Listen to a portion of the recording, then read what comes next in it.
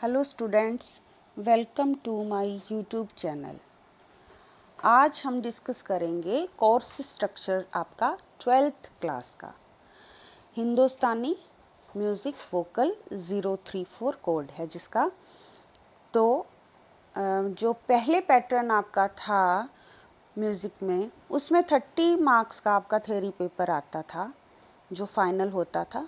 लेकिन अब सीबीएसई ने इसको 2 टर्म्स में डिवाइड कर दिया है, 15 मार्क्स का थ्योरी पेपर, और टर्म 1 में 15 का और टर्म 2 में भी 15 मार्क्स का आपका ये जो है पेपर रहेगा। और इसी तरीके से जो प्रैक्टिकल का आपका 70 मार्क्स का लास्ट में पेपर होता था, उसको भी 35 में 2 टर्म्स में डिवाइड कर दिया है। तो चलते हैं थ्योरी का सिलेबस डिस्कस करते हैं। और इसमें 5 यूनिट्स हैं स्टूडेंट्स। तो फर्स्ट यूनिट में आपके जो डेफिनेशंस दी गई हैं, डेफिनेशंस हैं अलंकार, अलाप, तान, मींड और गमक। ये जो आपकी डेफिनेशंस हैं, 5 डेफिनेशंस हैं, इसके बारे में आपको पढ़ना है यूनिट 1 के लिए। और 3 मार्क्स का जो ये आपका टॉपिक रहेगा। तो किसी भी तरीके से जो आपको इन डेफिनेशंस में से 3 मार्क्स का पेपर आ सकता है। तो यूनिट 2 में क्या है? यूनिट 2 में historical development of time theory of ragas, यानी रागों का समय सिद्धांत और उसकी डेवलपमेंट कैसे रही, यानी समय टू समय जो उसमें चेंजेस आई, उनके बारे में आपको विस्तृत जानकारी पढ़नी है। Historical development of time theory का ये जो आपका चैप्टर रहेगा यूनिट 2 में। Similarly 3 marks. After then unit 3 में आपका संगीत रत्नाकर ग्रंथ, इसके बारे में डिटेल स्टडी का टॉपिक है। संगीत रत्नाकर ग्रंथ की रचना कैसे, कब, किसके द्वारा की गई, इसमें कितने अध्याय हैं और उन अध्यायों में क्या क्या जानकारी हमें मिलती है, उसके बारे में आपको विस्तृत रूप से स्टडी करनी है। फिर है आपका यूनिट 4 में डिस्क्रिप्शन ऑफ प्रिस्क्राइब्ड तालाज along with ताला नोटेशन with था, दुगुन एंड चौगुन। तालाज आर झप ताल, रूपक और धमार। 3 ताले हैं आपके सिलेबस में, झप ताल, रूपक और धमार, जिसकी आपको ताल नोटेशन के साथ साथ आपको ठा, दुगुन और चौगुन करनी है, लिखनी, और आपको प्रैक्टिकली ये जो चीज़ है, आपको ये टॉपिक आपको यूनिट 4 में करना है।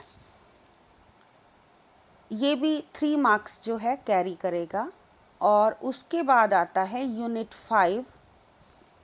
यूनिट 5 में critical study and writing in notation the compositions of the prescribed ragas along with recognizing ragas from phrases of swaras and elaborating them. Ragas are Bhairavi and Bageshwari. 2 राग हैं आपके यूनिट 5 में, 2 राग सिलेबस में हैं। और इसमें क्या है, नोटेशन लिखनी, और इसमें फ्रेजेस दी होंगी, राग पहचान वो आ सकती है और आपको करना भी है। और इसकी डिस्क्रिप्शन रागों की भैरव और बागेश्वरी की आपकी यूनिट 5 में है। अब जो यूनिट 1, 2, 3, 4, 5 का आपको क्लियर हो गया होगा, जो टर्म 1 का सिलेबस मैंने बताया है। अब चलते हैं टर्म 2 के सिलेबस की ओर। सिमिलरली 15 मार्क्स जो हैं डिवाइड किए हैं टर्म 2 के लिए, और इसमें भी 5 यूनिट हैं। फर्स्ट यूनिट में डेफिनेशंस हैं। अब डेफिनेशंस जो हैं वो हैं ग्राम, मूर्छना, कन, खटका और मुर्की। तो 5 डेफिनेशंस आर देयर, आपको जो यूनिट 1 में करनी है। Equally carry 3 marks. और ये जो डेफिनेशंस हैं इसके बारे में आपको थ्रू आउट पूरी जानकारी होनी चाहिए, पूरी जानकारी आपको इसमें लेनी है। उसके बाद है यूनिट 2। यूनिट 2 में है detailed study of the following संगीत पारिजात।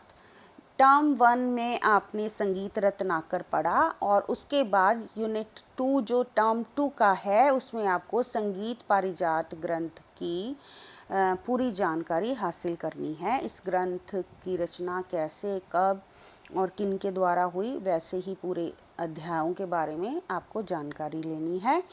और यूनिट 3 में आपका जो सिलेबस रहेगा वो है लाइफ स्केचेस और life sketches and contribution of जो है म्यूज़िक, कंट्रीब्यूशन जो इनकी म्यूज़िक में रही है वो आपको बतानी है क्या है कंट्रीब्यूशन, और जो संगीतकार हैं उनके बारे में बताना है जो हैं फयाज़ खान, बड़े गुलाम अली खान, कृष्ण राव शंकर पंडित। 3 जो संगीतकार हैं उनके बारे में आपको ये जानकारी लेनी है यूनिट 3 के अंतर्गत।